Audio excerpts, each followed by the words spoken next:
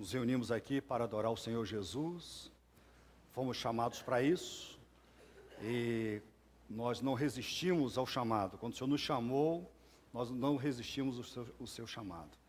E por isso nós nos entregamos a Ele, nós nos rendemos a Ele, arrependidos pelos nossos pecados e confiantes em quem Jesus, na pessoa de Jesus, em quem Ele é e no que Ele fez naquela cruz. Então, por isso, nós estamos aqui. Nós somos irmãos em Cristo Jesus. Nós temos um Pai, que é o nosso Deus. Nós temos o mesmo Espírito, o Espírito Santo, habita em nós. E Ele nos ajuda a obedecermos a palavra, que Ele mesmo, são os escritos inspirados por Ele, e nos ajuda, nos dá poder para vivermos, não é? Ele nos enche. E nós temos o mesmo Espírito, que é a garantia da nossa salvação em Cristo Jesus. Nós estamos trabalhando a carta aos Romanos, já neste ano. No ano que vem vamos continuar trabalhando aos Romanos também. E nós estamos no texto do capítulo 3, de 1 a 8, na perícope, de 1 a 8. Na semana passada eu preguei nos versículos 1 e 2, e hoje eu pretendo pregar versículos de 3 a 8. É conhecido como o texto mais difícil da carta aos Romanos. A carta aos Romanos não é fácil, mas o Senhor nos deu essa carta para nós. Ele revelou e nos deu essa carta, então precisamos estudar essa carta, precisamos conhecer esta carta. E aqui nós temos então o texto mais difícil. Na semana passada, eu contei para os irmãos que o pastor John Piper, que é um dos principais expositores da nossa época, do nosso tempo, ele, depois de pregar esse texto, no domingo seguinte, ele pregou em sua igreja um sermão, e o título era "Porque Deus coloca passagens difíceis na Bíblia". Então não é fácil, não é um texto fácil.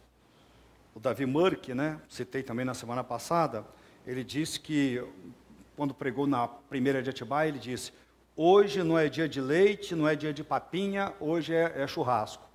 Então, ele falando da dificuldade, Tem os textos mais fáceis, o texto é um texto difícil. Mas o fato de nós termos uma passagem difícil, não é motivo para ignorarmos esta passagem. Lá em Atos, capítulo 20, versículo 27, o apóstolo Paulo, falando àqueles líderes da igreja de Éfeso, ele disse o seguinte: pois não deixei de proclamar-lhes toda a vontade de Deus, ou todo o conselho de Deus. Eu não deixei de proclamar-lhes todo o conselho de Deus. Foi um discurso de despedida de Paulo, Ele estava se despedindo, Quem sabe um dia, se Deus me der a oportunidade de pregar o último sermão, fala assim: olha, você vai pregar o último sermão aqui na igreja, eu não vou poder pregar nesse texto e poder dizer isso aqui para os irmãos também. Eu não deixei de anunciar para vocês todo o conselho de Deus. Que honra para um pastor poder assim pregar o seu último sermão. Está aqui, eu já escolhi, Atos 20, vai ser o último sermão. E depois,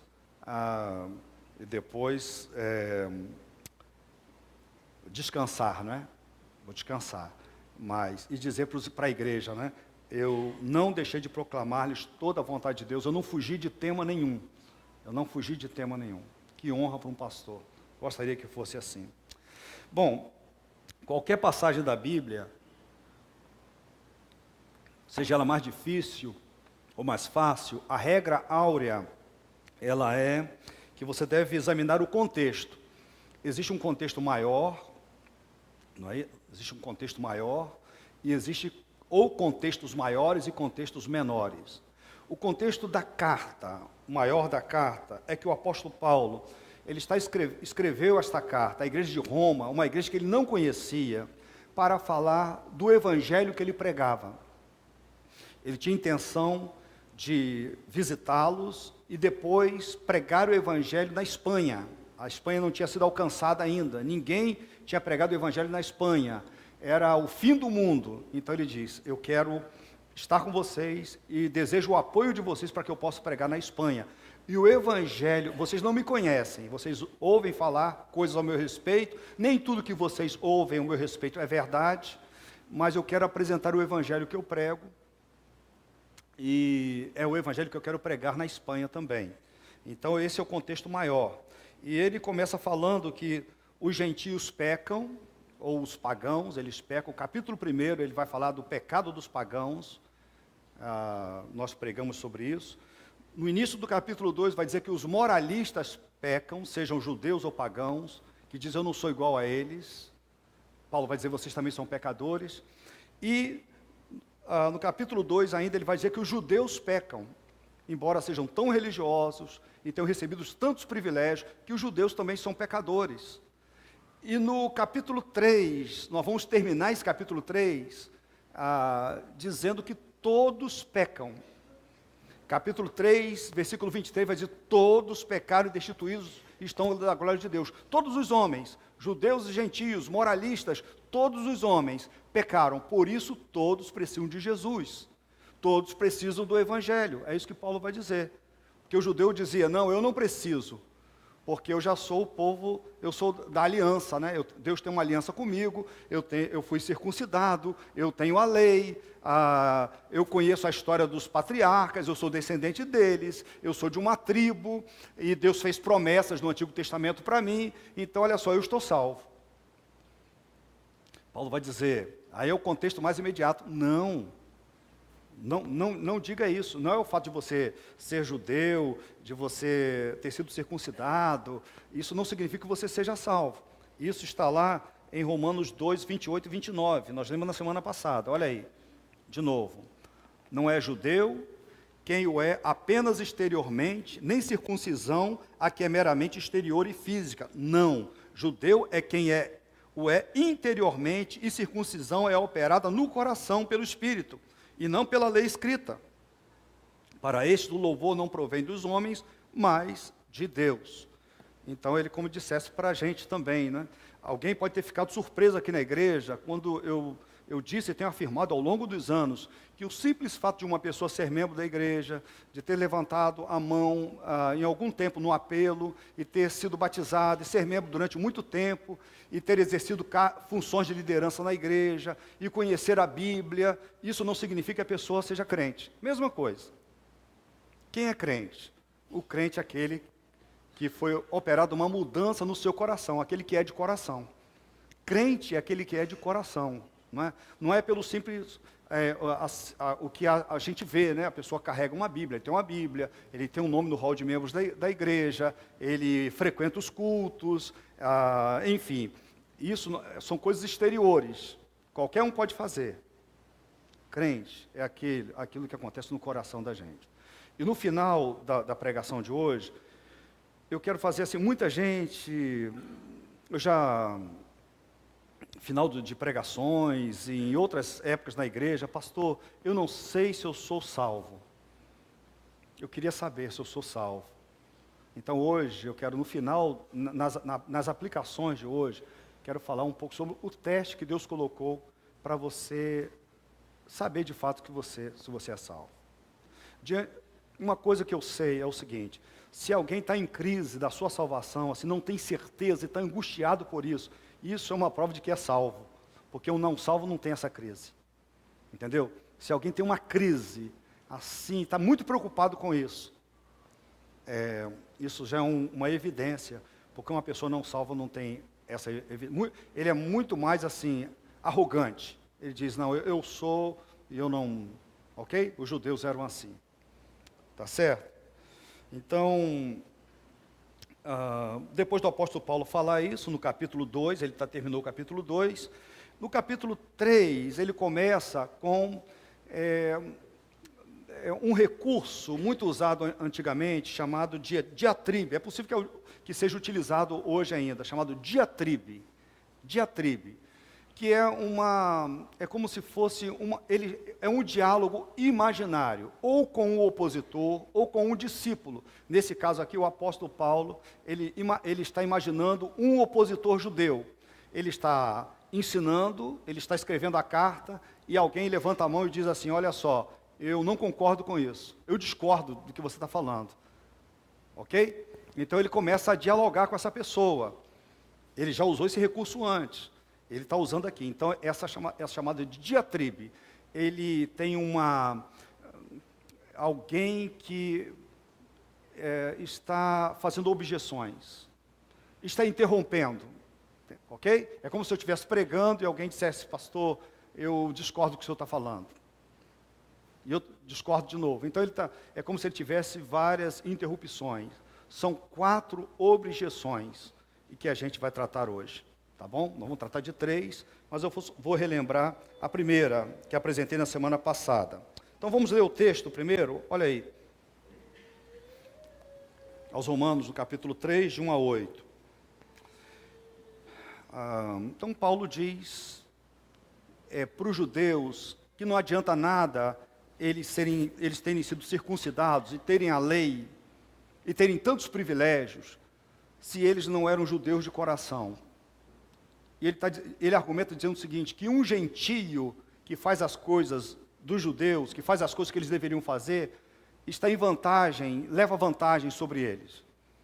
Ele vai dizer o seguinte, vocês vão ver gentios no céu e vocês que são judeus vão ficar de fora. Entendeu? E somos nós aqui, os gentios que creram na verdade, creram na palavra e tiveram mudanças no coração, vão entrar no céu, e vocês que tiveram tantos privilégios, vocês vão ficar de fora. E aí tem as objeções. Então, a primeira objeção, que vantagem há então em ser judeu? Ou que utilidade há na circuncisão? E Paulo responde, versículo 2, muita em todos os sentidos, principalmente porque aos judeus foram confiadas as palavras de Deus. Segunda objeção, que importa se alguns deles foram infiéis? A sua infidelidade anulará a fidelidade de Deus?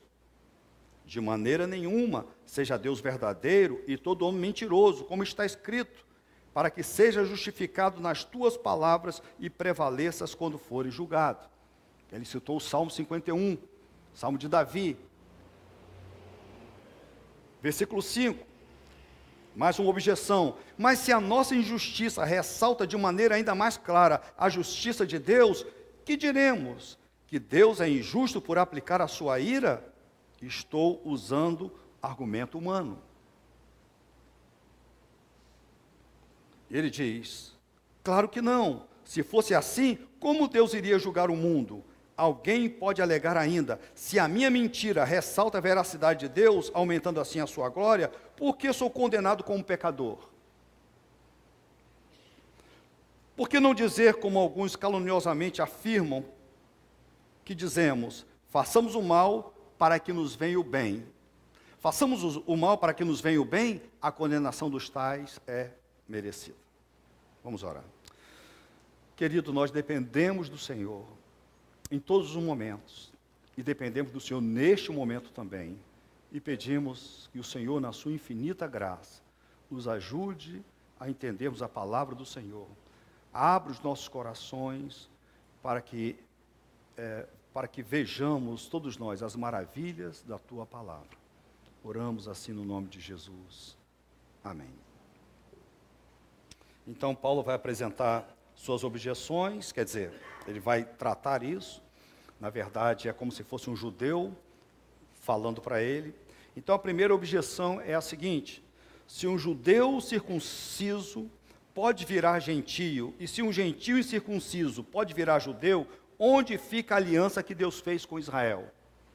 Deus não fez uma aliança, Deus não tem promessas. Para mim, eu não sou do povo judeu, então como você pode dizer que eu posso não ser salvo? Então alguém poderia alegar também, eu sou membro de uma igreja, eu sou filho de crentes, e eu fui batizado, como é que o senhor pode alegar que ainda, o que me falta ainda? Então é uma objeção.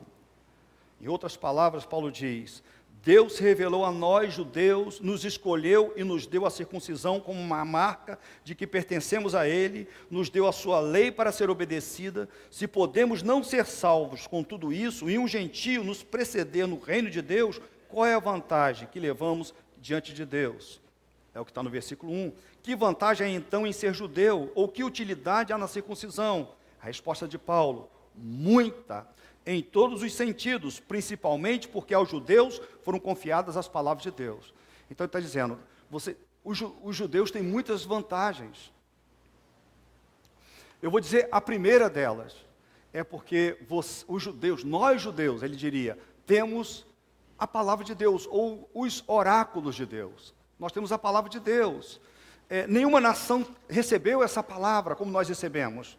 Então nós sabemos quem é Deus, nós sabemos quem nós somos, nós conhecemos sobre o pecado, como nos livrar do pecado, nós sabemos como o mundo foi criado, nós falamos sobre o Messias, temos promessas sobre o Messias, nós temos que a vinda do Messias, nós temos tudo isso na palavra, então nós temos muita vantagem. Outras nações não tiveram esse privilégio, nós tivemos esse privilégio. Então ele vai falar aqui nesse texto vai falar de uma vantagem, mas lá no capítulo 9, quando chegarmos lá, ele vai falar de outras vantagens dos judeus. Versículos 4 e 5. Deles, dos judeus, é a adoção de filhos, deles é a glória divina, as alianças, a concessão da lei, a adoração no templo e as promessas. Deles são os patriarcas, e a partir deles se traça a linhagem humana de Cristo, que é Deus, acima de tudo, bendito para sempre. Amém. Então ele vai falar de uma forma mais abrangente. Então, que vantagem tem os judeus? Não, nós temos vantagem, porque nós temos a palavra de Deus. Então, uma aplicação para nós hoje é que nós temos a Bíblia, nós temos a palavra, você pode ouvir a palavra de Deus, não deixe de ouvir a palavra de Deus. A Bíblia diz que a fé, ela vem pelo ouvir e ouvir a palavra de Deus. Então, ouça a palavra de Deus. Já aconteceu situações aqui na igreja, já vi casos aqui mesmo na igreja, de irmãos irmãos antigos na fé, já idosos, disseram, pastor, eu me converti hoje, eu me converti essa semana. Foram batizados há tanto tempo, lendo a palavra, estudando a palavra. O irmão me disse o seguinte, estudando a lição da escola dominical, no seu grupo de comunhão, ele, pastor, eu me converti ali, estudando sobre céu e inferno. Então, uma grande vantagem, ouvirmos a palavra de Deus, lermos a palavra de Deus e termos essa palavra. Não se afaste dela, não se afaste nunca da palavra. Leia a palavra, estude a palavra, ouça a palavra de Deus. Isso é muito importante. A segunda objeção, a objeção mais difícil, é como se o seu opositor dissesse o seguinte, se Deus revelou as suas verdades nas Escrituras a Israel, para a sua salvação, por que a nação rejeitou a Jesus? Por que a nação rejeitou ao Salvador? Então Deus abandonou o seu povo? Não é isso? Onde está então a fidelidade de Deus? Essas pessoas não se converteram, as pessoas não receberam Jesus que você prega, Paulo, porque Deus foi infiel, Deus os abandonou. Você quer dizer que Deus é infiel, Paulo? A vantagem dos judeus, então, não valeu de nada, porque no final Deus abandonou a nação. Então é isso que está no versículo 3. Que importa se alguns deles foram infiéis? A sua infidelidade anulará a fidelidade de Deus? A Bíblia na linguagem de hoje diz, mas se alguns não foram fiéis, será que por isso Deus vai ser infiel? A infidelidade de alguns judeus prova que Deus não manteve a sua fidelidade às promessas das Escrituras. Você está dizendo que alguns foram salvos, alguns não foram salvos, alguns judeus não foram salvos. Você não está dizendo com isso que Deus, então, ele é infiel. Ele foi infiel às suas promessas. E Paulo vai responder a isso. Lá no capítulo 9 também ele vai falar sobre essa questão. Ele responde no capítulo 9, dizendo o seguinte, 9, de 6 a 8, não pensemos que a palavra de Deus falhou, pois nem todos os descendentes de Israel são Israel, nem por serem descendentes de Abraão, passaram todos a ser filhos de Abraão, pelo contrário, por meio de Isaque, a sua descendência será considerada. Em outras palavras, não são os filhos naturais que são filhos de Deus, mas os filhos da promessa é que são considerados descendentes de Abraão. Ou seja, que Deus tinha em Israel um remanescente, e a promessa de Deus é para esse remanescente, para esses eleitos. Dentro de Israel, Deus tinha os seus eleitos. A promessa de salvação de Deus não foi feita a toda a nação de Israel, mas ao remanescente fiel a Deus, aos eleitos que existia dentro de Israel. Houve um remanescente fiel que creu no Messias e foi salvo por ele, a despeito de uma multidão que se perdeu, apesar de serem circuncidados e de conhecerem a lei, eles se perderam porque rejeitaram a Jesus. Então houve a primeira igreja era uma igreja constituída de judeus. Os apóstolos, todos eles eram judeus. O próprio apóstolo Paulo, ele era judeu. Ele dizia, olha, eu criei. Muitos rejeitaram. E Deus não foi infiel, por quê? Porque muitos judeus creram. E graças a Deus até hoje continuam se convertendo a Jesus, estão sendo salvos. Deus não foi infiel. A igreja que quando alcançou os gentios, né? Quando nós fomos alcançados por Jesus, isso não foi um acidente, não foi uma mudança de plano. Desde o início, na chamada de Abraão, o Senhor já prometeu que por meio de Abraão, todas as famílias da terra seriam abençoadas. Embora gentios, que nós somos gentios, mas nós fomos alcançados. Não foi uma mudança de plano de Deus. Os judeus rejeitaram, agora Deus rejeitou os judeus e ele veio agora para os gentios. Não. Agora a igreja era composta de um único povo, judeu e gentio. E graças a Deus até hoje tem judeus se convertendo. Existem missionários pregando para judeus. Graças a Deus por isso. E judeus se convertendo ao evangelho, como muitos gentios também.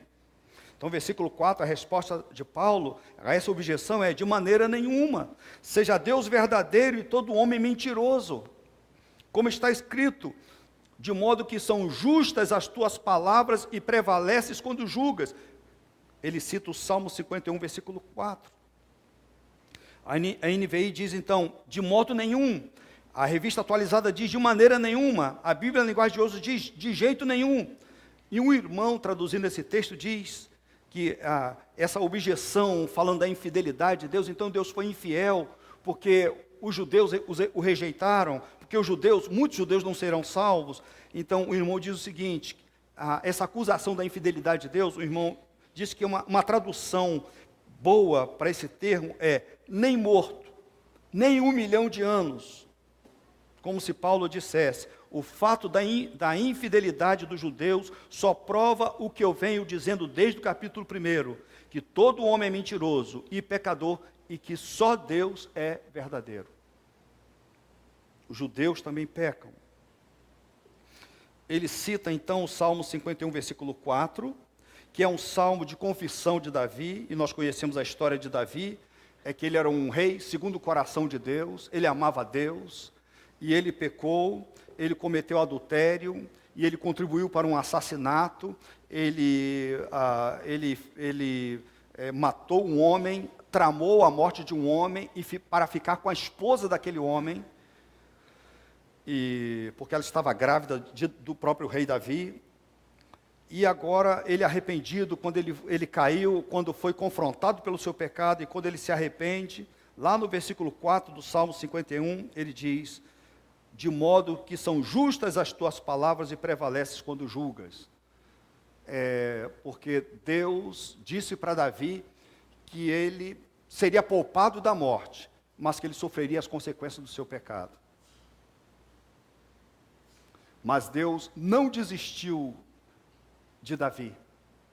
Embora Davi tenha sido infiel, a infidelidade de Davi não fez com que Deus rompesse a aliança que tinha com ele. Esse é o argumento. Embora Davi fosse infiel, e ele arcou com o seu pecado, e Jesus morreu na cruz pelos pecados de Davi também, do rei Davi, mas Deus não desistiu de Davi. Então, o argumento é esse: Deus não desiste de Israel, embora Israel tenha rejeitado a Cristo. Deus não desistiu do seu povo, nem das suas promessas. Deus é fiel às suas promessas. O homem é mentiroso, ele faz promessas e não cumpre. O homem é pecador, mas Deus, ele é fiel. Deus é fiel. Então não acuse Deus de infidelidade. O fato dos judeus não se converterem, você não diga que Deus foi infiel, é porque Deus não quis salvá-los. Não. De fato, tem judeus que não serão salvos porque rejeitam a Cristo, mas Deus não rejeitou a nação de Israel. Ela não foi rejeitada. A terceira objeção é a seguinte: se meu pecado mostra que Deus é justo, não faz sentido Ele me castigar, porque ao pecar estou promovendo a justiça de Deus. Seus ensinamentos, Paulo, contradizem a justiça de Deus.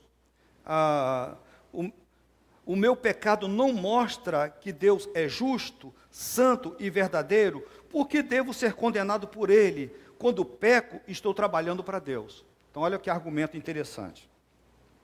Versículo 5. Mas se a nossa injustiça ressalta de maneira ainda mais clara a justiça de Deus, que diremos? Que Deus é injusto por aplicar a sua ira? Estou usando um argumento humano. Então Paulo está dizendo o seguinte: eu só vou usar esse argumento, eu tenho até vergonha de usar esse argumento, ele está dizendo. Eu tenho até vergonha de dizer, mas a pessoa está dizendo o seguinte: o meu pecado, a minha injustiça, faz com que Deus demonstre a justiça e o perdão dele. Então, o meu pecado não é tão ruim assim, porque quando eu peco, eu estou ressaltando os atributos de Deus, a glória de Deus. Eu estou glorificando a Deus. Então, quanto mais eu peco, mais Deus, Ele demonstra o seu amor, e Ele me justifica. Então, por isso, eu não posso ser condenado por Ele. Versículo 6, Paulo diz assim: claro que não, se fosse assim, como Deus iria julgar o mundo? Vocês não dizem que Deus vai julgar o mundo? Então, como vocês dizem que Deus agora, Ele não vai julgar o pecado de vocês? Ele vai perdoar o pecado de vocês, demonstrando a sua justiça, perdoando simplesmente o pecado de vocês. Se Deus é injusto castigando a pecadores, que com suas transgressões trazem glória para Deus, como então haverá juízo final? Vocês não creem e falam do dia do grande julgamento? Como haverá tal julgamento de pecadores? Se Deus se compraz com o pecado dos judeus. Deus é justo e Ele não tolera o pecado. Então, esse argumento, e o último argumento é exatamente esse. Quanto mais pecarmos, Deus demonstra mais a sua justiça, o seu amor. Então, a glória de Deus aparece mais. Então, o meu pecado, então, contribui para que a justiça de Deus seja propagada. Por isso, Ele não pode condenar o meu pecado, porque uma vez que eu peco, eu estou contribuindo para que Deus receba mais glória.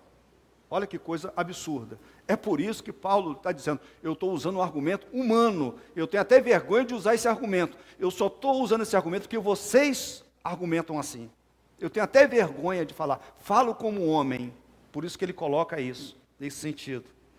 Mas Naum, capítulo 1, versículo 2 e 3, diz que o Senhor é Deus zeloso e vingador, que o Senhor é vingador, é cheio de furor, o Senhor toma a vingança contra os seus adversários e guarda a ira contra os seus inimigos. O Senhor é tardio em irar-se, mas grande em poder, e ao culpado não tem por inocente.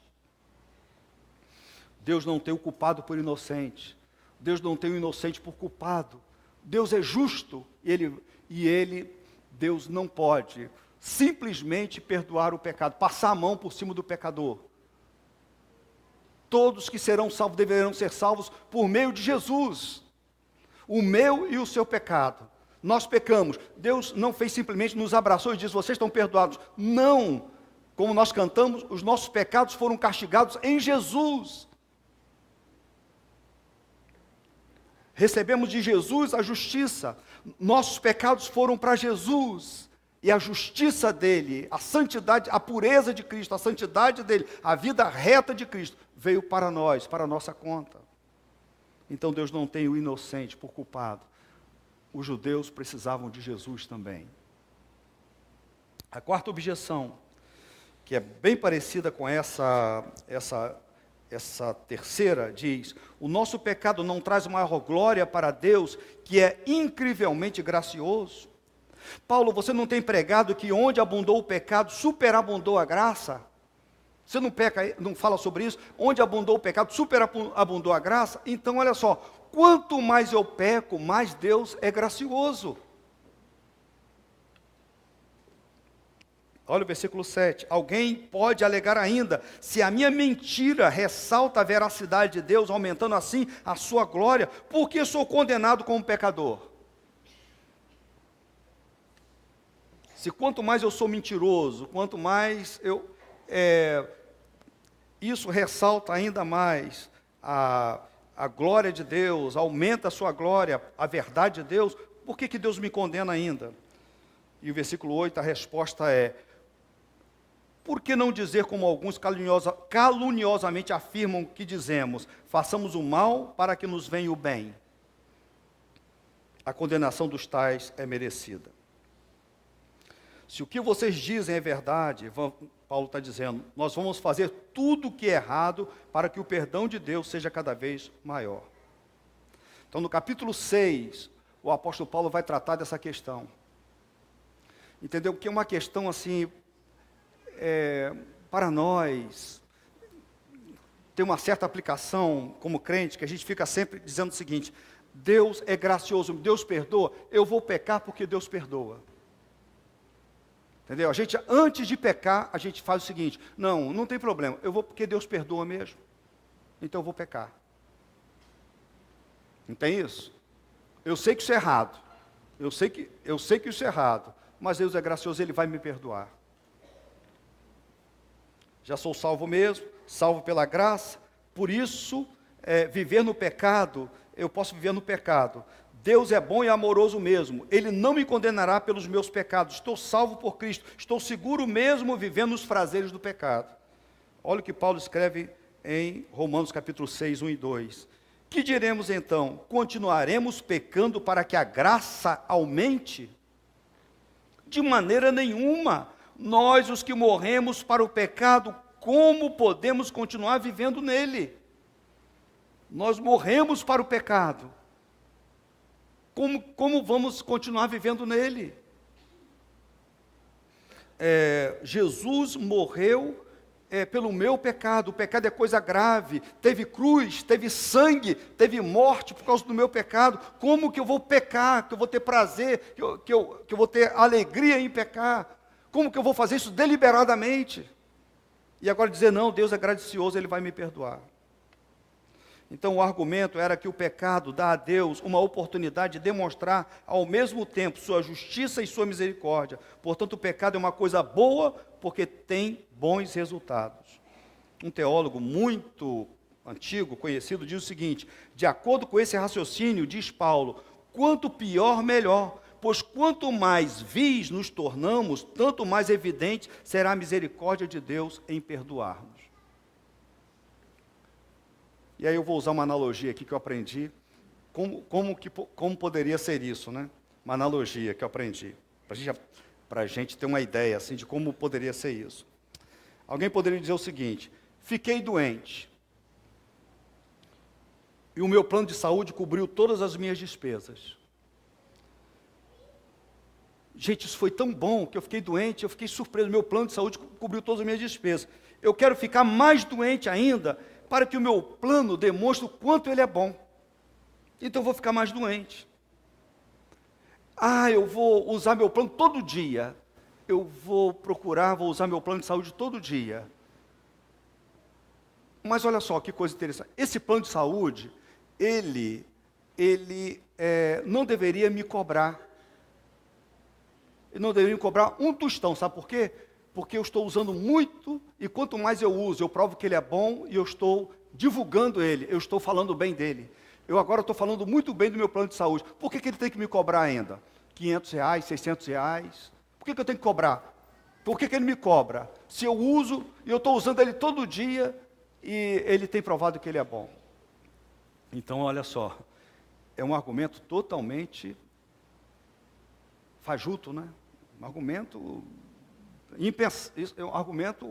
absurdo. É uma objeção absurda. Então nós vamos, já que Deus é tão bom, há tanta segurança nele, eu vou pecar ainda mais, porque quanto mais eu peco, mais a glória de Deus, ela se revela, ela se mostra. Eu termino, queridos, dizendo o seguinte, fazendo algumas aplicações. O fato é que toda a história, de tudo que nós estamos vendo até hoje, e a gente está vendo aqui as objeções absurdas, e hoje em dia as pessoas também têm mesmos argumentos, as pessoas argumentam, mesmo crentes, né? Justificando o seu pecado, querendo justificar o seu pecado. É isso que está acontecendo aqui. São 4 objeções que tentam justificar o seu pecado. E hoje em dia, as pessoas fazem a mesma coisa, justificar o seu pecado, tentar defender o indefensável. 4 verdades são intocáveis. A primeira é que todos os homens são religiosos. Em primeiro lugar, todos os homens são religiosos. Judeus e gentios. Deus nos criou para Ele. Então, os homens, existe uma religiosidade humana. Ele nos criou à sua imagem e à sua semelhança. Existe uma espiritualidade no homem, então. Em todos os homens, em todas as pessoas. Então, existe uma religiosidade, isso é verdade. Segundo, todos os homens são pecadores. Mesmo os religiosos são pecadores. Os judeus, com a religião com tanta religião, e eles eram tão religiosos, tão ativos religiosamente, mas eles também eram pecadores. Mas a Bíblia diz que com essa religiosidade e por causa do pecado, todos os homens estão perdidos. Todos estão perdidos. Então, todos precisam crer no Evangelho para ser salvos. Todas as pessoas. Os religiosos, todas as pessoas precisam crer no Evangelho para ser salvos. E a boa pergunta que eu vou fazer aí, eu quero terminar respondendo essa pergunta como posso saber que eu sou salvo? Como posso saber que eu não estou perdido? Então Deus colocou um livro na Bíblia para responder essa questão. E essa é a carta de 1 de João. E eu quero convidar você, que está com a sua Bíblia aí, para você abrir a sua Bíblia, na carta de 1 João. E eu tenho alguns testes que essa carta tem, uma carta segura, alguns testes importantes para fazermos para essa questão de que se somos ou não salvos por Jesus. Capítulo 5, versículo 13, o apóstolo João diz assim: escrevi-lhes estas coisas a vocês que creem no nome do Filho de Deus, para que vocês saibam que têm a vida eterna. Olha só, escrevi-lhes essas coisas a vocês que creem no nome do Filho de Deus, para que vocês saibam que têm a vida eterna, para que vocês tenham a certeza da vida eterna. Então, foi sobre isso que ele escreveu. Então, quais são os testes? Ele escreve algumas coisas antes. Quais são os testes? Primeiro teste. Sabemos que somos salvos porque andamos na luz. Capítulo 1, versículos de 5 a 7. Olha aí. 1 João, capítulo 1, versículos de 5 a 7. Podemos... Capítulo 1, 1 João 1, de 5 a 7. Vamos tentar juntos? Vamos lá? Escrevemos estas coisas para que a nossa alegria seja completa. Esta é a mensagem que dele ouvimos e transmitimos a vocês. Deus é luz, nele não há treva alguma. Se afirmamos que temos comunhão com ele, mas andamos nas trevas, mentimos e não praticamos a verdade. Nosso estilo de vida, ela denuncia se nós andamos com Deus ou nós andamos longe de Deus. Que tipo de vida você tem levado? Você faz as coisas que você faz, que você tem feito, que você fala, que você pensa, são coisas que agradam a Deus. Você não teria vergonha de ser exposto às coisas que você fala, o seu comportamento, poder ser exposto para todos nós, para todo mundo, para um público, você não teria nenhuma vergonha disso. Eu penso que isso nos dá a ideia de que nós andamos na luz. Então, primeiro, uma pessoa salva, ela anda na luz. Ela tem uma vida íntegra. Ela teme a Deus, mesmo quando ela está sozinha. Ninguém está vendo, mas ela teme a Deus ali. Não tem uma vida dupla. Ela não tem uma vida espiritual e uma vida material. A vida dela, tudo que ela faz é espiritual. Segundo teste, sabemos que somos salvos porque a nossa vida é marcada por sensibilidade ao pecado, arrependimento e confissão das nossas falhas a Deus. Capítulo 1, de 8 a 10. Vamos juntos? Se afirmamos que estamos sem pecado, enganamos-nos a nós mesmos e a verdade não está em nós. Se confessarmos nossos pecados, Ele é fiel e justo para perdoar os nossos pecados e nos purificar de toda injustiça. Se afirmamos que não temos cometido pecado, fazemos de Deus um mentiroso e a sua palavra não está em nós. Então, sabemos que somos salvos porque a nossa vida é marcada por sensibilidade ao pecado, por arrependimento das nossas falhas a Deus. Você gosta de pecar? Você se sente bem quando você peca? Ou você, como que você lida com isso? Terceiro teste. Sabemos que somos salvos porque guardamos os mandamentos de Deus. Capítulo 2, de 3 a 5. Então nós desejamos conhecer mais a vontade de Deus para obedecê-lo. Capítulo 2, de 3 a 5. Vamos juntos? Versículo 3. Sabemos que o conhecemos se obedecemos aos seus mandamentos. Aquele que diz, eu conheço, mas não obedece aos seus mandamentos, é mentiroso, e a verdade não está nele. Mas se alguém obedece à sua palavra, nele verdadeiramente o amor de Deus está aperfeiçoado. Desta forma sabemos que estamos nele. Você é obediente à palavra? Quando você ouve, você obedece. Quando você lê, você busca obedecer. Quarto teste. Sabemos que somos salvos quando andamos conforme Cristo andou. Capítulo 2, versículo 6, é um dos meus versículos prediletos. Vamos juntos? Aquele que afirma que permanece nele, deve andar como ele andou. Então o caráter de Cristo, né? A mansidão de Cristo, a paciência de Cristo, o amor, a alegria, a bondade de Cristo, a benignidade de Cristo, o domínio próprio de Cristo. Você é assim, você luta para viver assim, para andar como Cristo andou, para viver como Cristo viveu. No seu coração você busca isso. Outro teste. Sabemos que somos salvos porque amamos os nossos irmãos e desejamos comunhão com eles e procuramos servi-los. Capítulo 2, de 9 a 11. Vamos lá? Quem afirma estar na luz, mas odeia seu irmão, continua nas trevas. Quem ama seu irmão, permanece na luz e nele não há causa de tropeço.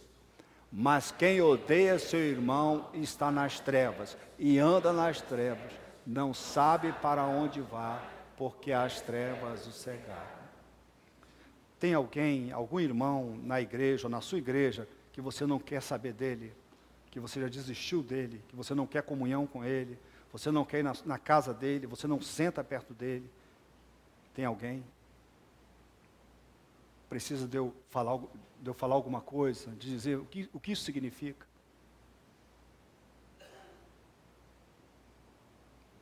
Mas tem mais testes.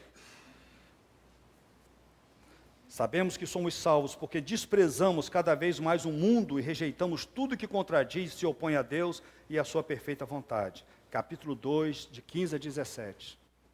Vamos juntos? 2, de 15 a 17. Vamos lá? Não amem o mundo, não que nele há. Se alguém amar o mundo, o amor do Pai não está nele. Pois tudo o que há no mundo, a cobiça da carne, a cobiça dos olhos e a ostentação dos bens, não provém do Pai, mas do mundo. O mundo e a sua cobiça passam, mas aquele que faz a vontade de Deus permanece para sempre. Olha só, existe crente mundano, tá? Crente que ama o mundo. É crente mundano. Eu não estou falando de crente que vê TV e não vai à festa do mundo. É crente que tem o mundo no seu coração. Ele não tem nenhuma diferença do mundo. Ok? Ele ama o mundo. Cobiça, o que há no mundo, ele ama o mundo.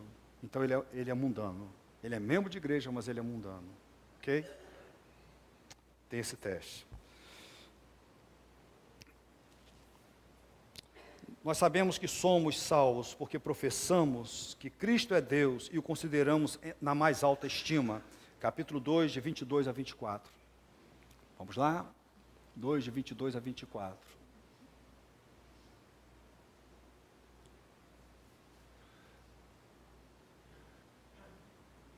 Vamos lá? Quem é o mentiroso, senão aquele que nega que Jesus é o Cristo? Este é o anticristo. Aquele que nega o Pai e o Filho. Todo que nega o Filho também não tem o Pai. Quem confessa publicamente o Filho tem também o Pai.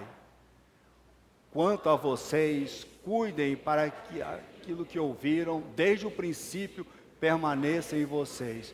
Se o que ouviram permanecer em vocês, vocês também permanecerão no Filho e no Pai.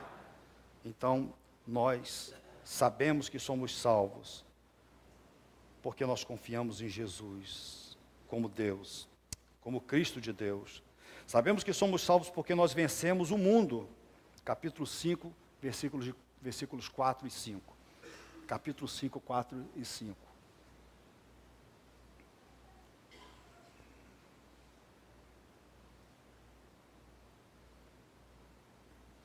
O que é nascido de Deus vence o mundo. E esta é a vitória que vence o mundo, a nossa fé. Quem é que vence o mundo? Somente aquele que crê que Jesus é o Filho de Deus. Então o Filho de Deus, ele vence o mundo, ele vai vivendo vitoriosamente. O mundo não vence, ele vence o mundo, ele luta e vence. Um outro teste, o último. Sabemos que somos salvos porque cremos no que Deus revela sobre Jesus e temos a vida eterna somente nele. Capítulo 5, versículos de 9 a 12. Nós aceitamos o testemunho dos homens, mas o testemunho de Deus tem maior valor, pois é o testemunho de Deus que ele dá acerca de seu Filho. Quem crê no Filho de Deus tem em si mesmo esse testemunho. Quem não crê em Deus o faz mentiroso, porque não crê no testemunho que Deus dá acerca de seu Filho. E este é o testemunho. Deus nos deu a vida eterna, e essa vida está em seu Filho. Quem tem o Filho tem a vida. Quem não tem o Filho de Deus não tem a vida. Então você tem o Filho de Deus, você já se rendeu a Jesus. E a última pergunta poderia ser: pastor, como posso ser salvo? Eu falei sobre as evidências de salvação, e agora, para aqueles judeus, também falaria a mesma coisa, né? Perguntasse para Paulo: como eu posso ser salvo? Paulo responderia da mesma forma. Você precisa se arrepender. Isso significa uma completa mudança em relação ao pecado. Terá de haver uma mudança na sua mente. Você terá de admitir que é um pecador em rebelião contra o Deus santo e cheio de amor. Terá de haver uma mudança de coração genuína, tristeza e vergonha pela vileza e sordidez do seu pecado. Depois deverá estar disposto a abandonar o seu pecado e a mudar de direção na sua vida. Deus desafia as pessoas a provarem com suas obras que estão arrependidas, produzindo fruto digno de arrependimento. Você tem que fazer isso. Deus não lhe perdoará nenhum pecado que você não queira abandonar. Arrependa-se e mude a direção. Busque a Deus com sinceridade. Primeira coisa, para ser salvo, você precisa se arrepender dos seus pecados. Aquilo que você sabe, você tem consciência que isso desagrada a Deus. Você precisa abandonar o seu pecado, em primeiro lugar. Em segundo lugar, você precisa ter fé em Jesus. Isso significa crer que Jesus é o Cristo, Filho de Deus vivo, e que Ele morreu por causa dos seus pecados. Significa crer que através de seu poder e amor, Cristo é capaz e está disposto a salvá-lo. Significa colocar de fato a sua confiança em Cristo e depender somente dEle para conceder-lhe paz com Deus. Você precisa parar de confiar em qualquer outra coisa e confiar somente em Cristo, aquele que pode salvar totalmente os que por Ele se chegam a Deus. E assim eu termino essa exposição, não é? Paulo diz aos judeus que eles também eram pecadores, e eles ficam assustados, porque Paulo diz que eles não estavam salvos, e eles ficam assustados, eles argumentam com Paulo, os argumentos não são descabidos, são frágeis, continuam no pecado, e o fato é que eles precisam de Jesus para a salvação. E aqui também, se você ainda não tomou a sua decisão de abandonar o seu pecado e seguir a Cristo, você precisa fazer isso. Você precisa fazer. Que bom se você fizesse isso nessa noite. Entendeu? Talvez você seja até membro da igreja, tenha batizado você, mas você ainda não tomou essa decisão. Você ainda ama o pecado, ama o mundo. Você não ama os irmãos, não ama a comunhão com os irmãos. Você não quer obedecer a palavra. Precisa se arrepender disso e confiar em Jesus, unicamente em Jesus, para a sua salvação. Que o Senhor nos ajude. Amém. Quero convidar vocês para se colocarem de pé, por favor.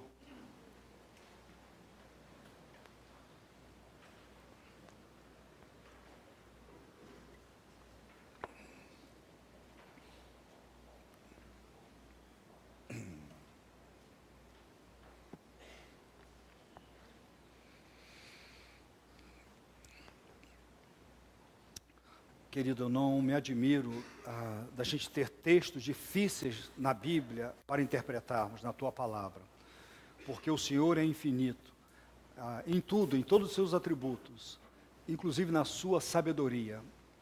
Então a sua mente, a sua sabedoria é infinita, o seu conhecimento não tem fim, e é ilimitado, e o Senhor revelou, ó Deus, todo esse conhecimento a pessoas limitadas porque nós estamos, ó Deus, fisicamente nessa carne ainda limitada, e porque nós ainda somos pecadores, então nós temos dificuldades para entendermos a palavra do Senhor. Com humildade nós reconhecemos que nós precisamos e dependemos do Senhor. Conforme fomos lembrados hoje de manhã, nós devemos orar sempre. Ó Senhor, abra os nossos olhos para que possamos enxergar as maravilhas da Tua lei. Nós dependemos do Senhor. Meu Deus, obrigado, Deus, pela Tua palavra. É um privilégio que temos de ter a Tua palavra. E nós não devemos, ó Deus, nós não devemos conformar como igreja. E depois de termos a palavra do Senhor e ensinarmos a palavra do Senhor, de termos ainda algum irmão entre nós que não queira a salvação, ó Deus, não tenha se arrependido dos seus pecados e confiado em Jesus unicamente para a sua salvação. Nós esperamos em Deus, ó Deus, gostaríamos tanto, nós, pastores e líderes dessa igreja, que naquele grande dia, nós possamos apresentar cada irmão por nós pastoreado ao Senhor como um irmão salvo. Cada irmão, cada irmã, como salvo em Jesus. E esperamos, ó Deus, de que humildemente tenhamos, a nossa contribuição tenha sido em falar toda a verdade, todo o conselho de Deus para esse irmão, para essa irmã. Ajuda-nos, ó Deus, para que jamais possamos enganar, possamos ou baratear a verdade da palavra do Senhor, enganando os nossos irmãos. Oramos assim, gratos ao Senhor e pedindo a Deus que o Senhor continue nos esclarecendo a Tua palavra.